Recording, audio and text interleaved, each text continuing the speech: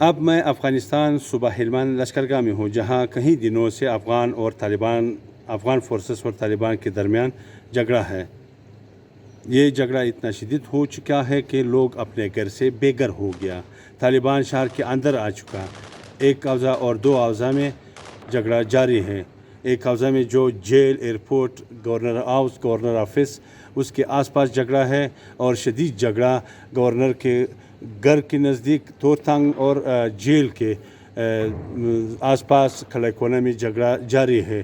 یہاں پہ تو بس دو اوضاع میں پولیس ہیڈ کوارٹر ہے، جو یہاں پہ بھی شدید جھگڑا جاری ہے۔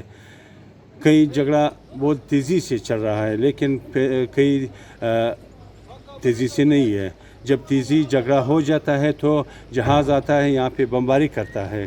رات میں بھی امریکوں کی جہاز شہر کے آس پاس بمباری کیا، اور دن میں تو بس یہاں پہ تو پولیس ہیڈ کوارٹر کے آس پاس اور گورنر گھر کے آس پاس ہوائی جہاز نے بمباری کیا۔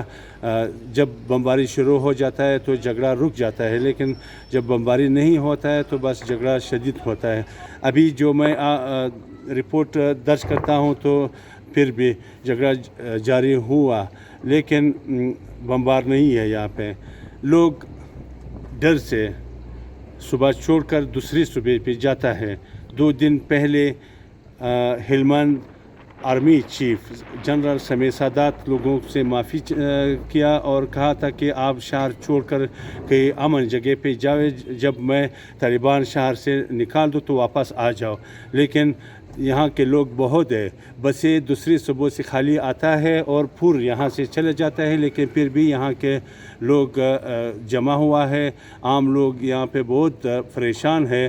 ایک گھر میں 5 سے 8 تک لوگ بھی جمع ہوا ہے۔ مثلا ایک گھر میں 8 گھر بھی رہتا ہے، اپنی زندگی کرتا ہے، دوستوں یہاں پہ آتا ہے، دوسری جگہ پہ جاتا ہے، پناہ لیتے ہیں۔